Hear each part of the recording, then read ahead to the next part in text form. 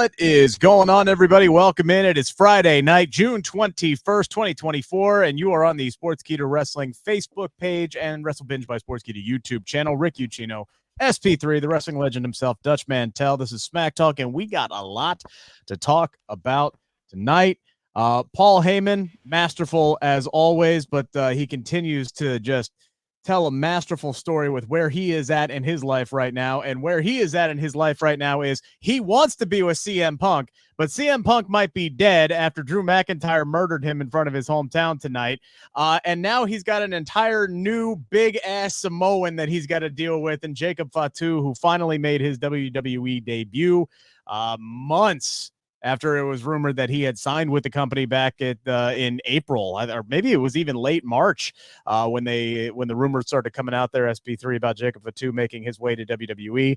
He is now in the company. We had 3 more people qualify for Money in the Bank tonight, and I personally think they made 3 surprising yet 3 correct choices tonight for the Money in the Bank ladder matches coming up here in a little over 2 weeks. Guys, I enjoyed this show a lot tonight. I think I even text SP3 like halfway through. I was like, was that the best hour of SmackDown and how long? I could nitpick and say, too bad half of it centered around 2 Raw guys, but I don't even care. I just don't. I'm not going to complain about it. Dutch, what'd you think of the show overall tonight? Well, I thought it flew by. So when it goes by fast, that means they're doing something to hold my attention. If they hold my attention, I'm sure they're holding that they're holding the viewers too. And hey, that show flowed. That flow had rhythm to it, and they put it all together. So this was, I'll agree with you, it was a good episode of SmackDown. Kevin saying, hello, everyone. Best SmackDown episode of the year. I loved the show tonight. Michael Pesolano says Chelsea Green would be comedy gold as the Money in the Bank briefcase holder. That's the best part of the show, Chelsea Green. I knew you were going to enjoy that one. That's my favorite. SP3, overall thoughts of the program tonight. You're always like the strictest critic, so I'm interested to hear what you got to say. That was the best non-Rock episode of SmackDown. That was the best episode that didn't feature the final boss this year. This was top to bottom. You had so much going on with, CM Punk in Chicago to start things off. And I thought the opening segment was really good. All the Bloodline stuff built perfectly to the ending with Jacob Fatu, who looked like an absolute juggernaut. My God. This man done lost 50 pounds because he signed that WWE contract and because they kept him on the sidelines for international pay-per-views, and because this man has an arrest record that lists like a Chris Jericho naming all his arm bars. And that is how you introduce somebody. That was an impactful debut, an impactful end to the show, top to bottom. One of the best episodes of SmackDown this year. Wow. All right, well, let's end it there. We all love it. Wait a minute. Thank you guys for showing up. Are we all in agreement here? Yeah, I love it. That's a first. That is a first, especially for Sid. I mean, we were all kind of down on last week's episode. Last week we were grasping at straws for stuff to talk about, and if it wasn't for the predictions, we would have been done in 15 minutes. I love it when we have stuff to talk about. Genuinely excited to break into this show. Continue to get your comments in, guys. You can send in some super chats as well. It's a guaranteed way to get your comment read on the air. Brianna B18 says, fire show, dude. Which dude? There's 3 dudes on the panel here. I agree with you, regardless who you're talking to. This show was great. It opened up hot tonight, gentlemen. It was hot outside of the Allstate Arena tonight. It was hot inside. CM Punk opens up the show to a huge pop from the Chicago crowd. No surprise there. He gets in the ring, soaks up the CM Punk chants, brings up July 2011. I believe it was July 17th, 2011 to be specific. Talking about how he promised to his hometown of Chicago that he would go in and he would win the WWE Championship. Said he did not lie. Said he did not embarrass Chicago. Asked him if he embarrassed the city of Chicago, and he said no. All of this, of course, alluding to what happened at Clash of the Castle in Glasgow, Scotland, where Drew McIntyre not only did he not win the WWE Championship. But clearly CM Punk had a lot to do with that. They showed us that in the open. And pretty much, let me ask a question. Mm-hmm. I missed that one totally.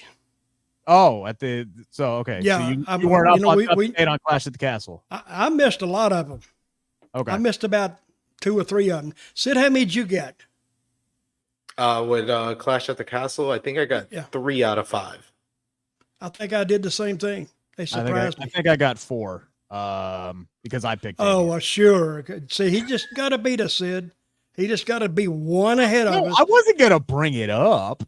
I wasn't going to bring it up or anything like that. But, so CM Punk comes in with the ref shirt, low blows. Drew loses to Damian Priest. And just paraphrasing here, Punk says that he owed it to Drew McIntyre for all of the shit talking and kicking a man while he's down and praying for his injury and just constantly running his mouth. Said he owed it to him, said he was going to come back and fully planned on burying Drew's career, but didn't think it would be that easy, SP3, after we saw Drew McIntyre quit on Monday. Now, I had a hunch this was going to be a 1-week red herring, and I was right. There's so much different angles to dive into this. Let's stick with the Punk and the Drew McIntyre bit. I wasn't expecting it to happen before the end of the first hour, but we had such a great cut later on in the evening where you had DIY and Grayson Waller who are arguing backstage, and they're doing it in front of this garage door. And then all of a sudden there's like a huge bang, like several loud bangs on the door. And instantly I'm like, oh, are we getting Wyatt 6 action here? Is this going to be an Uncle Howdy type situation? What's going down here? Then the door raises up while the guys were arguing, and you see CM Punk bloodied on the floor, Drew McIntyre standing over him. The crowd actually kind of reacted positively, I think, a little bit there for a second to see Drew McIntyre standing there. Maybe they didn't realize their boy was down on the floor dead. But then this man just hoists him up on his shoulders, walks him out to the crowd, dumps his dead body on the floor, robs him, and then leaves. This was so well done, SP3. The camera angle, everything. This Lee fitting. Bravo, another home run for you tonight. I enjoyed this whole angle from start to finish. I wanted more, I'll be honest, because when Punk was talking in the opening segment about, Drew McIntyre talked all this crap about me. Yeah, and you got revenge at WrestleMania. So, like, you going to Scotland and screwing him over again, that just made you the heel to me. To me, as a viewer, I was like, Punk is kind of petty at this point because Drew doesn't stop talking about you. Drew's focused on getting the world championship, and you're still screwing him over. You're still doubling down. Punk's name in his mouth. He kept Punk's name in his mouth the last few weeks. It's only when the fans start chanting for Punk that he mentioned Punk. I literally remember all the times that he mentioned Punk was because the fans were mentioning Punk, cheering his name while he was out there. So he got his revenge at WrestleMania, and then he trolled him after the WWE draft, and that's the only reason why Drew McIntyre mentioned him after that, because Punk screwed him over at WrestleMania, then started trolling him back at the draft, and then he doubled down on it by screwing him at Clash at the Castle. So I thought that Drew McIntyre was the babyface still, even with this attack. I felt like this attack in Chicago. How do you? I feel like this attack was a plan B, though, because Punk is still not cleared. Yeah. Punk did allude to in the press conference that he was going to see a doctor this week and that he hoped to say in Chicago he was going to be cleared. He didn't mention that during his opening promo. So the way this was shot, the way this was done, it felt like a plan B to what could have been done with Drew attacking him in front of the fans and beating him down crazy, getting his revenge for what Punk did to him at Clash at the Castle. But for a plan B, this was a very good plan B. I thought this was shot well. The one-shot take of Drew being there, the first shot of Drew standing over Punk's dead body in front of the garage door was a great shot. And then Drew picking him up, bringing him out, and dumping him like garbage on the stage. And then he took dropping him. He just let him go. Boom! I said, "Damn, what a bump!" He dropped him like a piece of garbage, and then he took a bracelet. It was his Larry bracelet, which, if you know Punk's best friend is his dog Larry, and he took his dog Larry. That's good. That's a bracelet. good touch. I wondered what that was. Yeah, I knew it was like one of the, I'm like, was that a T-Swift friendship bracelet? Like, what was that? Like, I didn't know, to be completely honest with you. So when they were shouting CM Punk, I said, wait a minute, is he supposed to be the heel? I mean, he could have done anything to him, and he could have cut his head off. He's still been a big baby face, especially in Chicago. Yeah. I mean, that surprised me, but completely, legitimately sold out. It was, yes, 100%. I did like the symmetry here where, and this is kind of what I felt like they were setting up with Punk skipping Corpus Christi, coming to Chicago for SmackDown, because that's, obviously he lives there. Punk screwing over Drew in Glasgow, and then Drew showing up, doing the whole I quit thing, and then showing up in Chicago to embarrass him there. I loved it. It's a good way to keep things personal. What did you think of the overall Drew McIntyre CM Punk portion of what we saw tonight here, Dutch? Very good. So I'm following the story. He quit. Of course, CM Punk brought that up. He quit. So no, I don't think anybody was. I think they were expecting him, but not at that time. No. So when that door opened, and all of a sudden there's Drew McIntyre standing there, and a guy is laying down there. For a minute, I didn't think it would be CM Punk. I thought it might be something else. It's funny. It was him. It was him. So they have my brain running and racing. I'm trying to figure it out as I go. And I think we've already said it as a good edition of SmackDown tonight. Made you think and makes you think what is next. Not only on this one, but all the rest of the show too. Yeah. The first things first, hopefully CM Punk can get cleared soon. I believe the latest reporting on Punk, he's cleared already, or they wouldn't have done this. He's gotten physical before, so I think he's been cleared for like some activity, but I don't think he's been cleared to wrestle yet. And the reporting this week was hopefully that will be in time for SummerSlam, in which we still have 6 weeks? About 6 weeks until SummerSlam, so hopefully he can get clear before. Well, the way McIntyre dropped him, he might go out of action again. That might have been a little. Sorry about that, brother. My bad. I totally meant to do it, but my bad. Yeah, your fault. You should have hung on. It's funny though. You mentioned like you wondering who it was when the door was opening up, because I completely missed it at first. Like when I first saw the body laying there, I thought it was LA Knight. Like when the door came up, I was like, what the fuck is LA Knight laying on the ground? I'm like, damn, Logan, did he shit in the pool? Like that's going from 0 to 60. And then I realized it was CM Punk, obviously, and then Drew was standing there. But yeah, I thought it was LA Knight at first, so I was really confused. I'm like, damn, okay, they're taking Logan to the next level here. But no, it wasn't. All right, but anywho, so we might have gotten a bit of an explanation about the CM Punk injury thing, but we never got to that point, gentlemen, because in the opening segment, Paul Heyman interrupts CM Punk, even gets a Roman Reigns chant going in Chicago during a CM Punk segment, to which CM Punk was like, only Paul Heyman could get that going, and I forgive you. Please come into the ring. This was such a touching and like perfect promo between these two. Even like Heyman just giving him a hug and clinging on a little too long, just going, I'm sorry, I really, really needed that. And CM Punk asked him, dude, are you all right? You don't look that great right now. And SP3 he never looks that good anyway. There are some days where, look, Paul Heyman is a method actor. This is the same guy same guy who one segment a couple years back, like stayed awake for 3 days. At least that's the story. He stayed awake for 3 days because he was supposed to look dog ass tired. And like he takes it to the next level. So when he's distraught, he really knows how to make that shine on TV. And you saw that in this opening segment tonight. And I love that Punk was genuinely concerned about him. And I loved SP3 that Paul was concerned about Punk, because Paul came down there and said, hey, look, if you don't get the hell out of here right now, Solo and the Tongans are going to come down here. They're going to beat the shit out of you. Basically, essentially, that's what he said. I need you to do me this favor and leave. And then Solo comes down, The Tongans are alongside him. And CM Punk looks over at him and he says, okay, hold on. If I do you this favor, what's the other favor you want in return? And Paul Heyman says, I want you to take me with you. Yeah. No, he said, take me with you.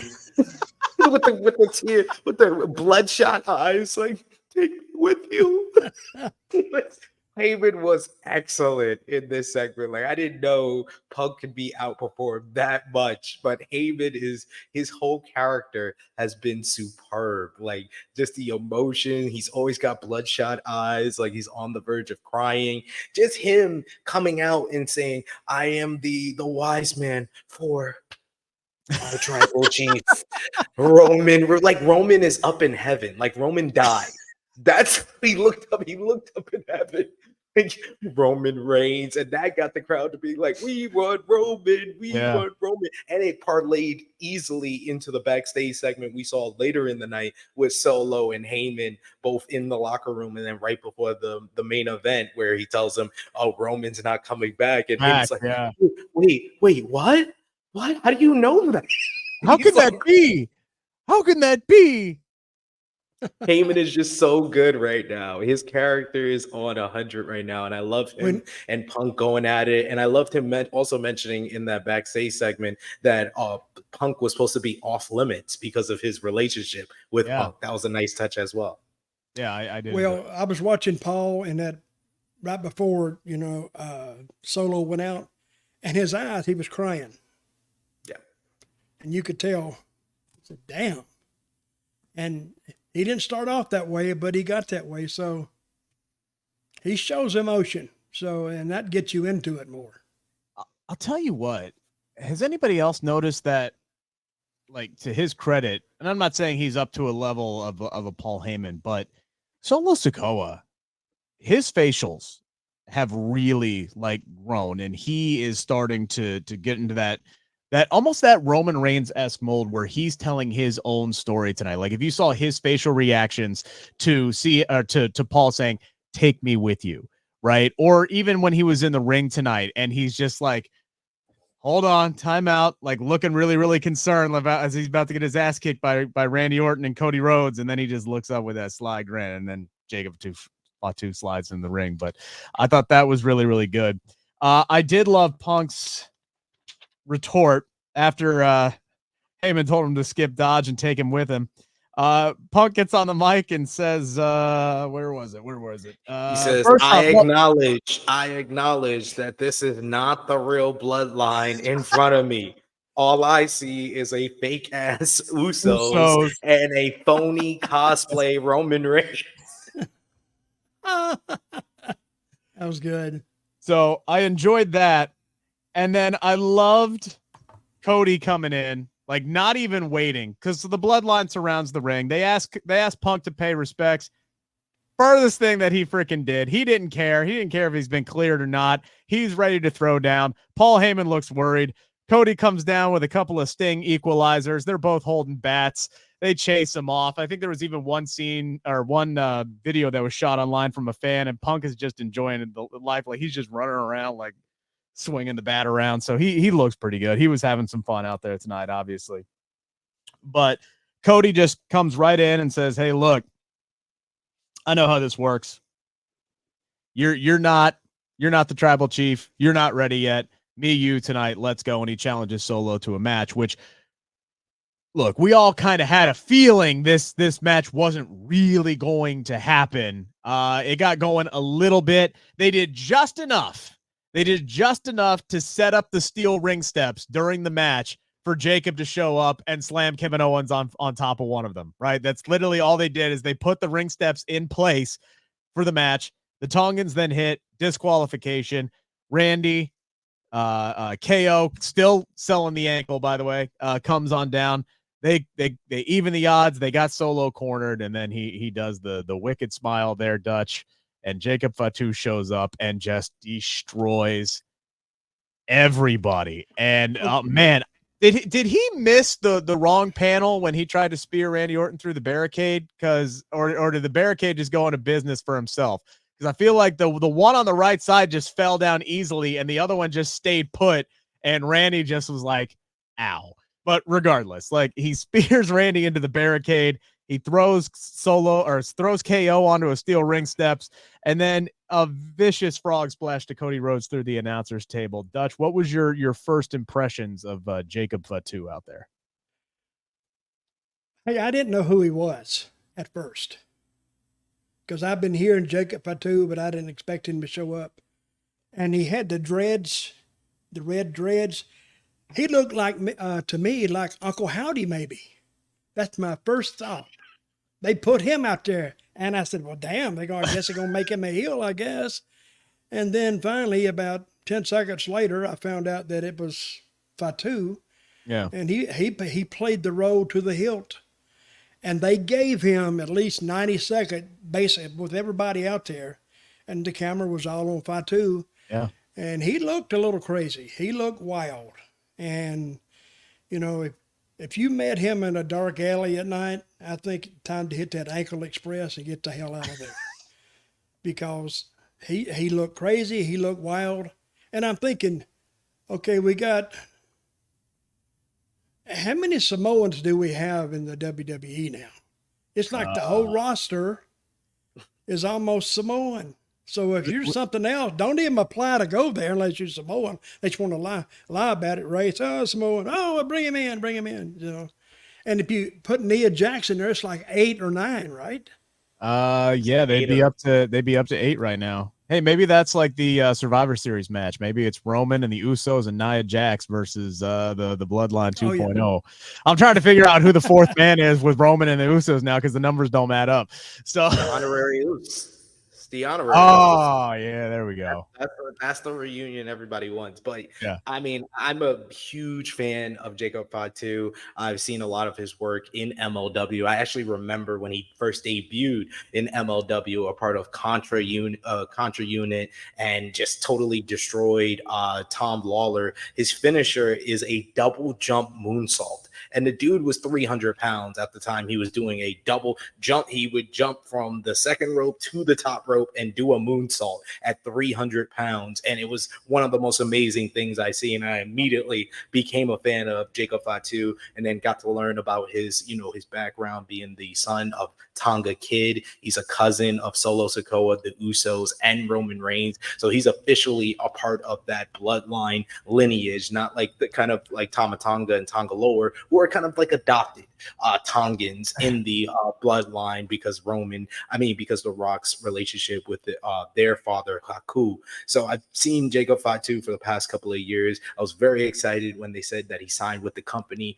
but literally when he came, I did not realize that was him. I had a feeling that tonight was the night because Rikishi around 6:30 p.m. Eastern time today put out a tweet and said, "Get ready for the Samoan Beast." So that tipped me off that this was going to happen on this show. But when he showed up, he's like 50 pounds lighter. Like he's all muscled and jacked now. And he was moving as fast as he was when he was 300 pounds. He was like a cruiserweight out there, the way he was moving, especially that run around the ring on the spear, and totally just looked like he broke Randy Orton's ribs, looked like he broke Kevin Owens' ribs with the Samoan drop. And that Uso splash, that wasn't a frost splash, that was the Uso splash, because that's what he does. That Uso splash off the top rope to Cody was one of the most insane, impactful kind of finales, like explanation points for a debut that I've seen in quite some time. He totally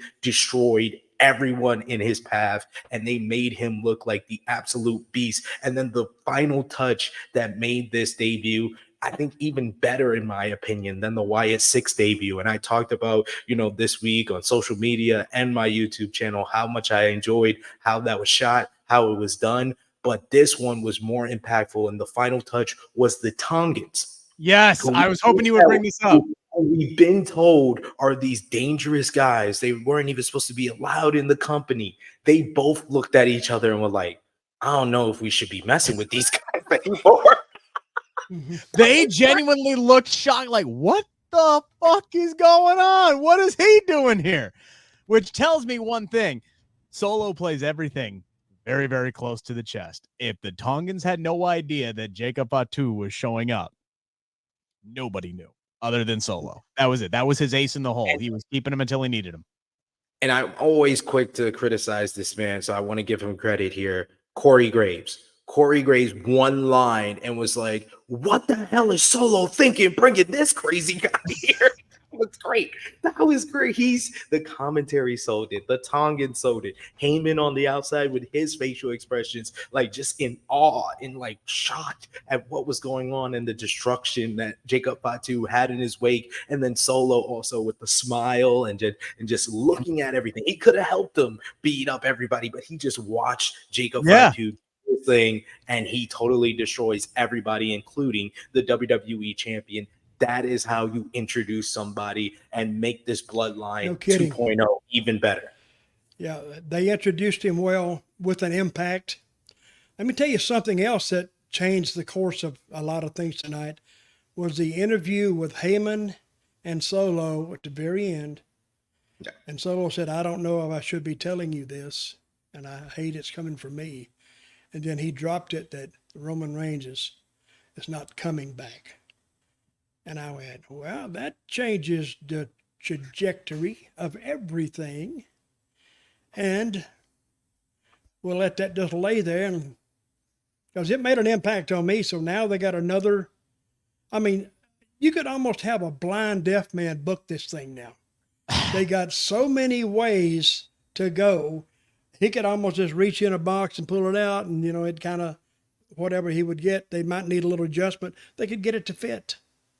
Yeah, it does have me wonder, like, okay, is Roman really not coming back? Is that something that he actually said? And then what does bring him back? He actually said it. So they said it on wrestling, so it's got to be true.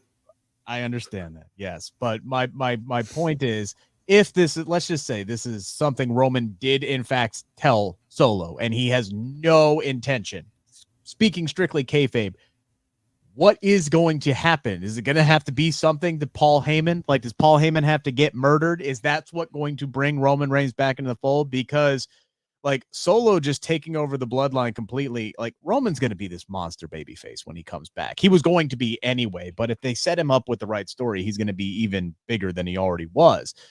So my question is, what is it going to take to get Roman back? Or does Solo just have like Roman locked up in a closet in a cage somewhere? Like he's just locked him up. He's got him on house arrest, and he's going to have to escape to come back and challenge Solo Sikoa. Like, I think it's got to be something to do with Paul. They got to they can't beat him up too bad but they got to embarrass him, then beat him up and leave him laying. And I mean, they got to do a number on him. However they do it's up to them.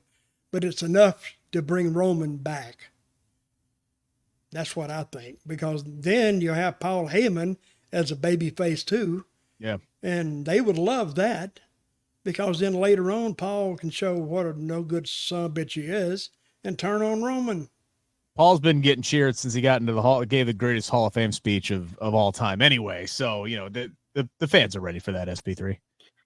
I mean, I think this is all built into SummerSlam. I think they are going to do, I think Wrestling Observer newsletter reported earlier today that the tentative plan is for Solo Sikoa versus Cody Rhodes for the WWE Championship at SummerSlam. And I think they set it up last week with Solo telling Heyman, if he lost that night against Kevin Owens, he was like, he's going to take out Paul. I think that we're going to build up, have the bloodline be this dominant force heading into SummerSlam. Solo's not going to take any losses, and then he loses to Cody. And then the post-match, you have all these guys, Jacob Fatu, Tama Tonga, Tonga Loa, and Solo. They're all surrounding Heyman, and then all you hear is and Roman comes out to make the save. They don't touch him. You just have Roman come out, make the save for Paul Heyman, and that's how you end SummerSlam. I think it's going to be at the show that Roman comes back to set up the fall where the bloodline is going to once again be the focus. I think they've done a splendid job. And I know a lot of times Dutch and yourself, give credit to Triple H, and Triple H is greenlighting. He's the head of the helm, but the bloodline storyline, I want to emphasize this. This has Paul Heyman's fingerprints all over it. This is Paul Heyman booking and storytelling 101. This is what made ECW the hot commodity that it was in the mid-90s. It's a touch of reality being brought into professional wrestling and blurring the line so much and getting people over and, focusing on their strengths and hiding their weaknesses. And, Solo Sikoa isn't the most tenured and experienced performer, but he's been put in a main event level story and he's fit well and he's grown into it. Jacob Fatu, that whole debut was like, that was Paul Heyman 101. That's how Brock Lesnar was introduced into WWE almost 20 years ago. Like, this stuff is Paul Heyman's fingerprints. I feel like Paul Heyman doesn't get enough credit for his storytelling that he is doing behind the scenes with this bloodline. They have it all mapped out, and that's why Roman Reigns has been able to take a 4 or 5 month break, because him and Heyman have worked together to lay this all out and put the spotlight on the Tongans, on Solo, and now on Jacob Fatu. It's been superb work from Paul Heyman 101, and I want to give him as much credit as possible, because I feel like not too many people are doing that when it comes to the bloodline. Yeah, I would say I did it. I would say as far as like the bloodline situation, I agree with you, right? And I don't know how much of a collaborative effort it is and who all's involved in the bloodline storytelling. What I will give Triple H credit for is being willing to make it a collaborative effort and not just have it be his vision or just be the only voice in the room and just be the guy, like, screw what anybody else, basically pulling the Vince McMahon. I'm all for giving Triple H credit for, X, Y, and Z. So the Wyatt Six, putting a spotlight on Chad Gable, stuff like that. And but listening to other people, that's what's making the product. No. This is why I'm trying to emphasize that we need to give credit to Paul Heyman, because Vince McMahon was giving him the green light as well. When this whole thing started, when the bloodline started, that was the best thing going on in a very bad time in WWE in the 2020, from 2020 to 2022, when Vince was still on. The spotlight of this show, the spotlight of WWE was still the bloodline. That's why I'm saying we need to give more credit to Paul Heyman, because all the way through for the past 4 years, they seem like they've always had a plan. They've always had an arc with the bloodline, and it has Paul Heyman's fingerprints all over it. Triple H is, yes, making a collaborative effort up and down the roster, but we need to give more credit to Paul Heyman when it comes to just this story. This story, we don't have to give credit to Triple H. We don't have to give Triple H every single credit. We can give him credit for 95%. Let's leave that 5% of the bloodline for Paul Heyman, please. I hear you. I hear you. Let's get to our first match of the outside of the main event. Let's get to our first match of the night. It was the Money in the Bank qualifier for the ladies tonight. It was Bianca Belair versus Chelsea Green and Mi Chin. Chelsea was a star. 100% was a star in this one. She absolutely ate that stacked top rope German suplex where she came off the top and looked like she was just dead on the mat. She sells so incredibly well, but at the same time, still with a comedic flair to the way that she sells. She's really found the perfect blend here. And you could tell that the fans here, Dutch, are really starting to appreciate the work that they've been doing, because there was a moment in this match where she had a quick, she got a close 2 count on a roll up, and the crowd in Chicago wanted it. They wanted it so bad. And then it looked at the end like it was going to be Bianca. Bianca was an overwhelming favorite with the field that was here. No disrespect to Chelsea or Mi Chin, but their resumes don't stack up to what Bianca has accomplished. So when Bianca hits the KOD on Mi Chin, I'm like, well, this one's over. But I'm sitting here, I'm scanning like, Chelsea, please be here somewhere. Please be here somewhere. And she pops up. She chucks Bianca out. She covers Mi Chin and gets the 1, 2, 3. Mi Chin's had a rough couple of weeks. She got her butt kicked later on in the evening by Nia Jax as well. And Chelsea qualifies for Money in the Bank. And I'm just sitting here, I'm going, do it. Don't stop there. Do it. She's from Toronto. She's from Toronto, is she not? She's from Toronto. Put her in Toronto, have her win the briefcase. Do it. Dutch, she's great. Oh, yeah. She just has that personality that connects. Well, it always connected with me. But it connected with me, not in the ring, but outside. Because that's her personality. She's very, very likable. And she plays bumbling heel to perfection.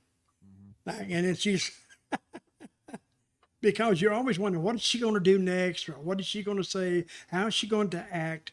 Very, very entertaining. I think she's the most entertaining female talent they have in WWE. I mean, she can do anything. She can read a phone book, and I'd watch her. So, because I met her in TNA, really, really liked her. And we did that one segment with her when I was with TNA. She got married, which was, that wasn't my idea. But then when I heard that, I love shit like that. I love it. So she got left, but she never took the dress off for she just wasn't changing anything else. Then she was crying, and we had a very good, a month run with her still in the dress. And I'd have left her in the dress if Jeff Jarrett, he said, hey, we need to do something with her. We just can't keep leaving her in the dress. I said, why not? I mean, leave her alone. I mean, till it just breaks down and falls off the wheels, leave it alone. But he wanted to change it, so we changed it. Then she wasn't the same, but she was still Chelsea. So, but that girl is a star in the making. I mean, she's going to be a much bigger star anyway. Michael saying, I can picture Chelsea running to the ring to cash in and then changes her mind and then runs to the back every week that you can do something. And I agree with you. Like if and when I'm trying to manifest this, when Chelsea Green wins Money in the Bank, I don't want her to cash that bitch in for a year.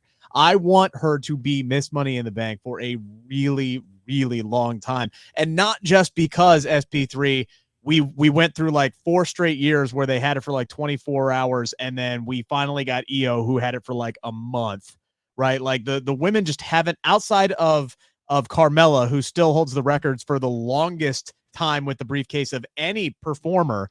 It's been, they got it, up, they're champion. Oh, they got it, up, they're champion. I want Chelsea to thrive and build to this for a year, because if anybody has a bajillion ideas of what she can do with the Money in the Bank briefcase, it is Chelsea Green, I guarantee you. Chelsea Green, I think she's so entertaining. I've loved her since she was like Dutch said, Laurel Von Ness in Yes, that TNA. was her name. Yeah. Yes, I remember those days with the smear mystic lipstick, how she became the hot mess. That was her TNA run with Dutch in creative over there. That was so much fun, and she's been a lot of fun since her return to WWE. They finally have allowed her to be this outrageous character that just simply entertaining anytime she touches a mic, anytime she does anything. And in this matchup, I think that she really brought the match together. I felt like the opening section of the matchup wasn't too well. I don't know what that strike exchange was between Bianca and Michin. It was like Bianca hit Michin for real with a Shane McMahon punch. And then they just started doing this. And then Chelsea came in with the suicide dive. And then once they came back from commercial break, the match really got good. And then the crowd were on the edge of their seat, wanting Chelsea to get the win. It seemed too obvious for Bianca to get the win. So yeah. I love the fact that they gave Chelsea this win. And I think she'll be a lot of fun in the matchup. I think the Toronto fans will be for her. I believe she's from Victoria.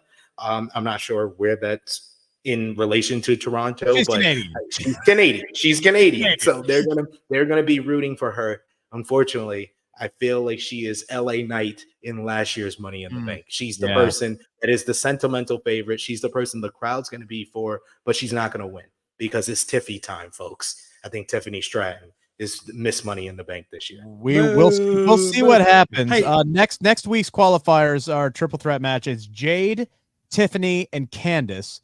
And then I feel like Tiffany is going to win that by beating Candice, or Jade's going to win it by beating Candice, either way. And then Naomi, Blair Davenport, and judging just by storytelling, Blair's going to win that one. Probably by beating Naomi, honestly, but Indy Hartwell's in that one as well. Before we go any further, guys, before I moved on to this, I got to get to the super chat. I meant to bring this up before we dove into the other matches. Dutch, do you have something on this one real quick? No. Oh, okay. You missed my move. I was going, you're supposed to say, Dutch, what do you got? No, you was reading some super chat or something. Go ahead. Yeah, well, we do have a super chat from Roland Curtis. It has to do with the bloodline stuff, so I meant to bring it up there, and I just I forgot because the chat moved forward. Anyway, so my bad, Roland. Sorry for the delay. We do appreciate the super chat as always. So instead of Rock Roman for the head of the table, does it look like Roman versus Solo at WrestleMania 41? And is the Rock still fit in the? Does the Rock still fit in the Bloodline 2.0 story? I think the Rock's. And I'm not the only one who shares this thought process. It's Rock and Cody at WrestleMania 41. Like that's what's going to happen. That's what we saw. That was what was set up on the night afterwards with the whole whatever it was that the Rock gave back to Cody. So that's where Rock fits in everything right now. Rock Roman, that's WrestleMania 42. Like that's. Thank you, SP3 said that, the night afterwards. So. Why don't you just book it up to 50? 40. I said this before 40. I said, what did The Rock say in the build up to WrestleMania 40? He said, long game. He's all about the long game. And they've set this up perfectly where, yes, you're right, Roland. And I know you watched the show, Roland. That's why I'm like surprised. You're asking this question. Yes, Rock is facing Cody at 41. Roman will face Solo. And then Rock and Roman will happen, but it will happen at WrestleMania 42 because The Rock said long game. He's at WrestleMania 40. He's at 41. He's at 42 because 42 is going to be the first WrestleMania on Netflix around the world, even in the United States and all over. So that is the run that we will have Rock versus Roman. So how far out do you have this thing booked there, Mr. Rick? Why don't you just go up to WrestleMania 50? Give us that. People I'll give you. Okay, give it. You want it? You want it? Yeah. You want it? Yep. It's going to be Braun Breaker. Okay. Braun Breaker versus Roman Reigns at WrestleMania 50. There you go. Bucket. Oh, Lord. Remember that, folks. And if he does this, he is the Nostradamus of wrestling. God, we're talking 9 years down the road. Jesus. I got nothing. Yep. I don't even want to. I got absolutely nothing. We for all we know, it could be Izzy versus Bailey in the main event of WrestleMania 50. At that point, it's 9 years. It's going to be an underdog babyface. That's what they do with the tens. Chelsea Green versus Von Breaker. How's that? There you go. That works for me. That works for me. But you had Brett win at 10. You had Deleted Benoit win at 20. You had Brian win at 30. You had Cody win at 40. So it's going to be another underdog babyface at 50. We just got to figure out who that is. Breaker for the WWE Championship. There you go. There we go. There you go. We got to figure it out. We had Randy, Tama Tonga, and Carmelo Hayes in our second Money in the Bank qualifier of the night. Boy, Randy Orton, he dwarfed these boys in this match. He looked like Kane wrestling out there. And I know a lot of that has to do with he's bulked up recently. And this is not a knock on Tonga or Carmelo. They were just so much. It was noticeably smaller in this matchup. And then I forgot. I was like, wait a minute. I've interviewed Carmelo. That dude's my height. Yeah, he gonna look small next to Randy Orton. But again, a couple of awkward spots in this one. The first 48 that he hit on Randy. I don't know what happened, if it was a mistiming issue or whatever. He did not land flat on that. And then he had to lay there afterwards. So like his knee hit and then his face hit and it did not look impactful at all. And then that man had to lay there for like 6 seconds. Like he was going to be out as like they started exchanging pinfall covers on him and whatever. It didn't work for me on that one. I still did think this was a pretty fun match. KO and Tonga Loa, they start brawling on the outside. After Tonga looked like he was going to get involved, that allows Carmelo Hayes to roll up Randy Orton for the win. So this is a big win for Carmelo Hayes. And this is one that he desperately needed. And now SP3, we get Carmelo Hayes in a Money in the Bank ladder match. Sign me the hell up for that. I was very happy with this result. Yeah, it was surprising that WWE decided on this show that they were going to give the guys who got the jobber entrances the win. That was fun, right? Usually that's the exact opposite. which is funny to me, but I enjoyed it. I think that Carmelo was the logical choice in this matchup because Randy and Tama are part of the main event storyline with Cody and his super friends versus another faction, this time the Bloodline. So I think that made sense for them to be a part of this, finish here where it gave Carmelo the chance to get his win back over Randy Orton without kind of like Orton losing much. He's very much protected, taking the loss by a roll up here, but Carmelo gets a lot out of this. This felt like the biggest win of Carmelo Hayes' main roster run so far, pinning a former 14-time world champion. It is his biggest win, and he deserved this because he'd been on the downside of for about 6 weeks, and all of a sudden, he wins a big one. So let's see what they do with him. Yo, Sergio in the chat. Hoss, this is a WWE review show. What are you expecting us to do to stop talking about WWE? Go away. Just blind. You already put the ban hammer on one person. Do it on everybody. There we go. That? Like, Jesus, like, look, there's some guy in the chat who says, stop talking about WWE. Motherfucker, it's a WWE review show. You're in the wrong place. If you don't want WWE conversation. Jesus Christ. All right, we get LA Knight out there. What's his name? I don't know. I banned him. Anyway. He was standing here right now. I would just open hand slap him.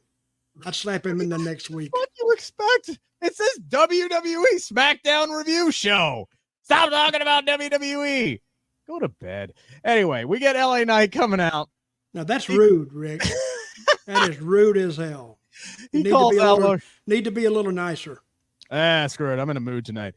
LA Knight comes down, gets a big pop. This was right after CM Punk just got murdered in front of his hometown fans. So the fact that they were still up tonight, props to the Chicago crowd. They're usually great, but they were really, really great tonight. LA Knight still gets a massive reaction. He comes down. He's calling out Logan Paul. Saying, hey, look, I looked you right in your face. I asked you for that U.S. championship match, and you told me, nah. And then he starts talking about how next week we got a Money in the Bank qualifier between him, Logan Paul, and Santos Escobar.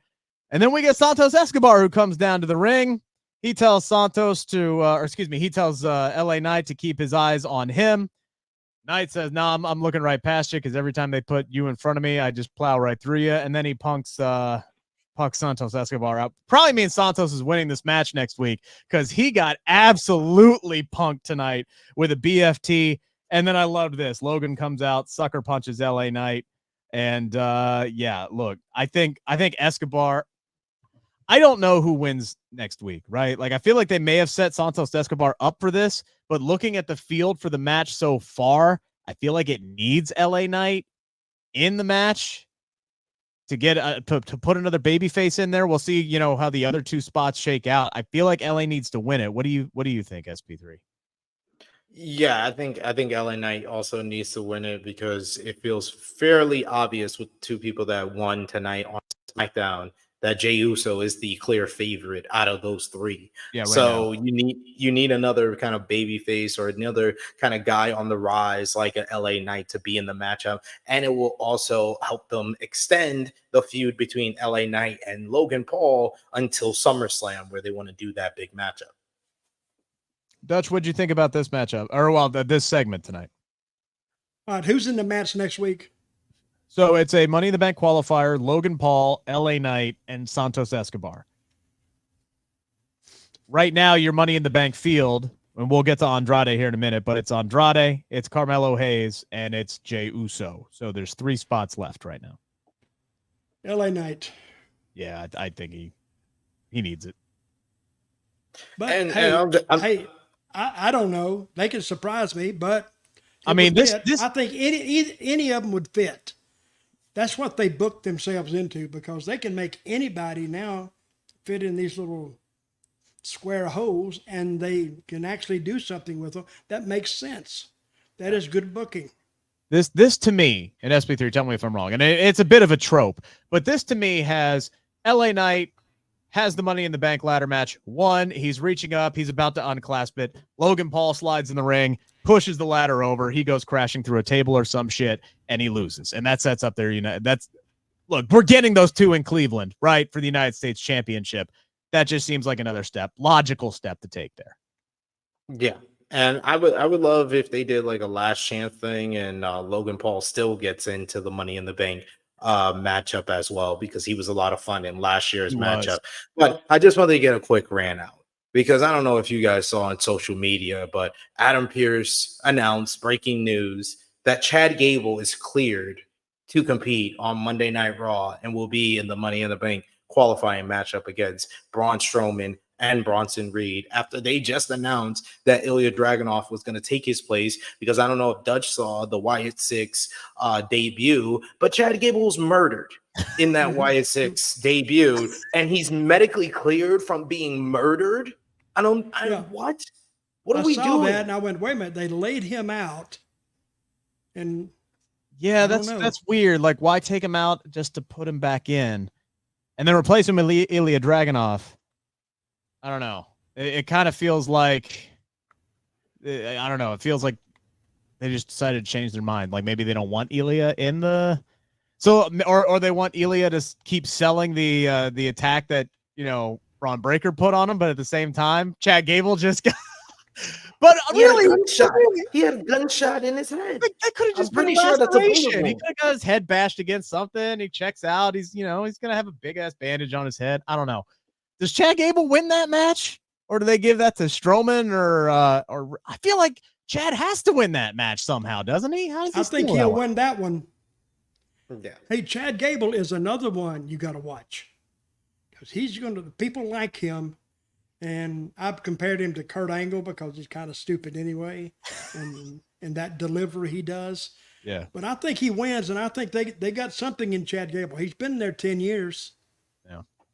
And they hadn't found the magic about him. Maybe they found it now. What if they debut the Creeds with Gable in the Money in the Bank ladder match and they help Gable win? I could see that. That would be a good spot. Unfortunately, then they're going to feud with the Wyatt 6.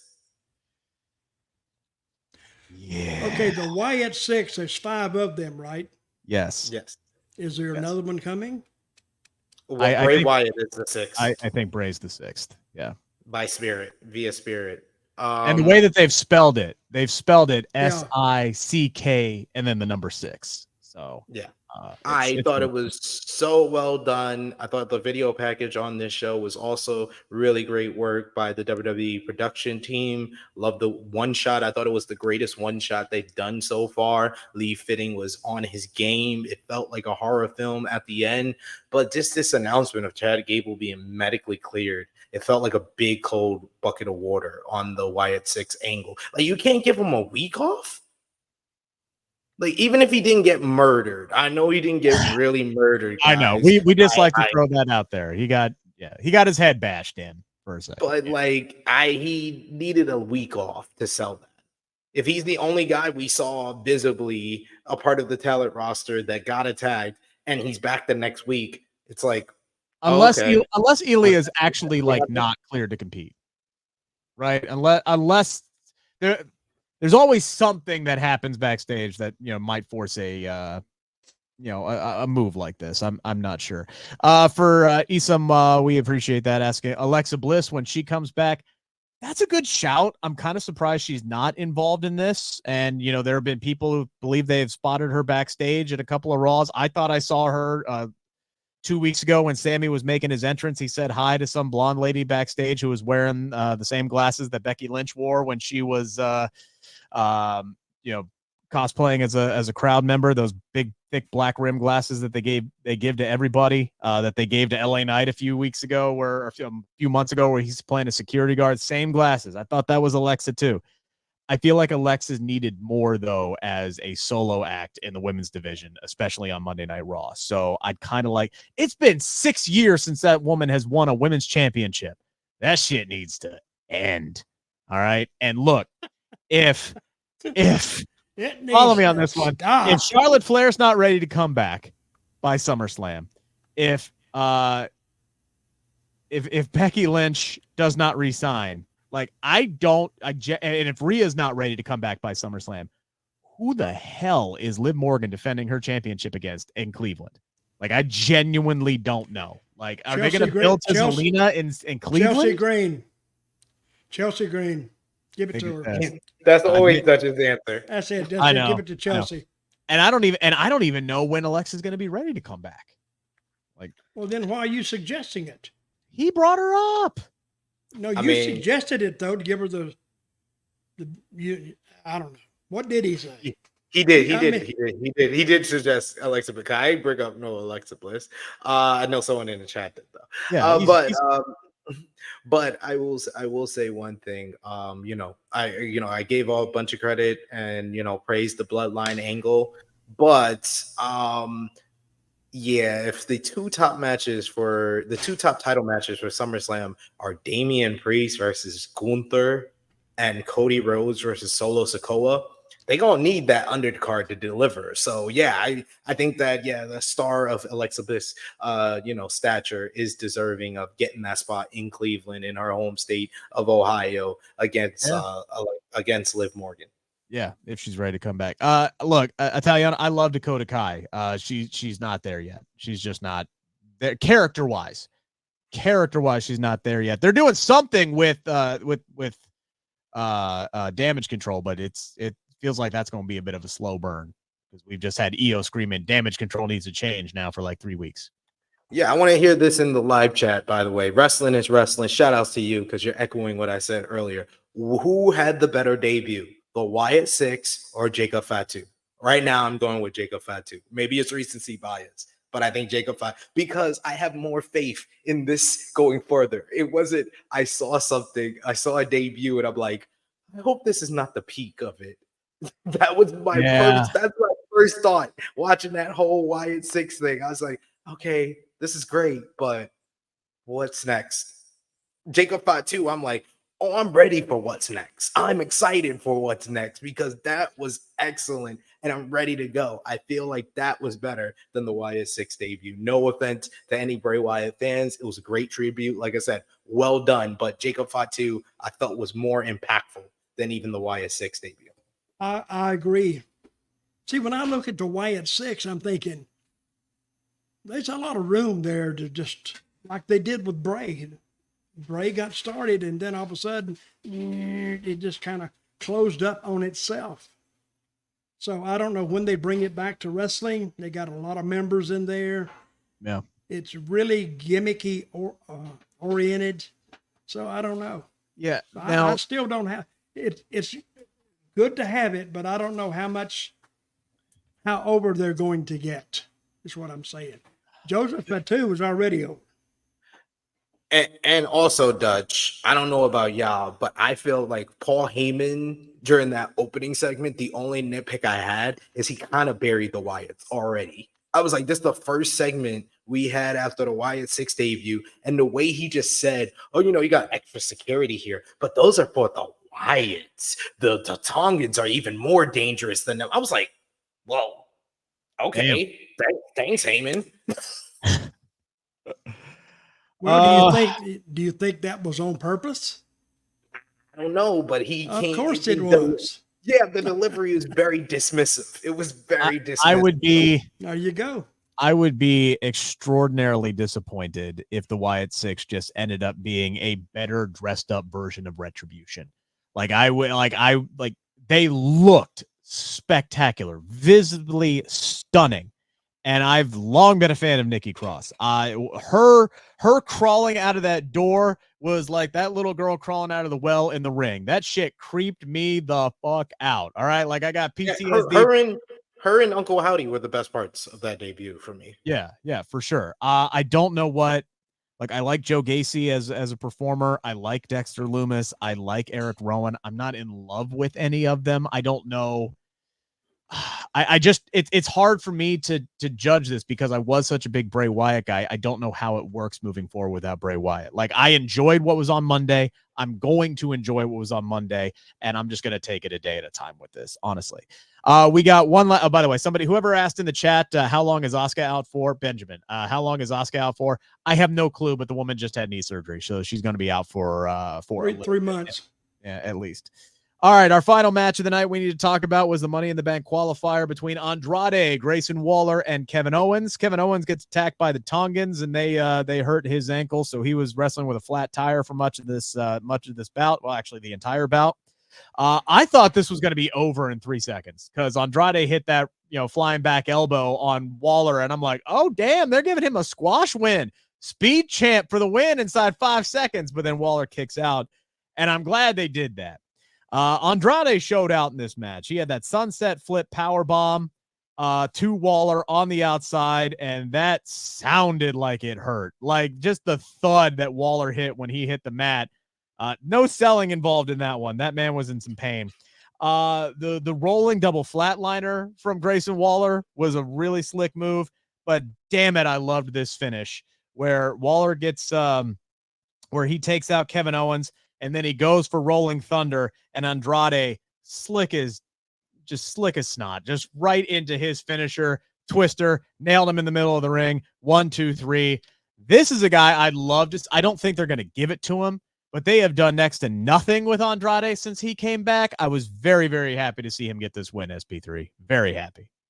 Yes, I was kind of worried for Andrade because he was stuck in the Mexican mid-card vortex. I kind of wanted the Wyatt Six to kill off Legado del Fantasma to end the Mexican mid-card vortex, but I'm glad that Andrade got himself out of there.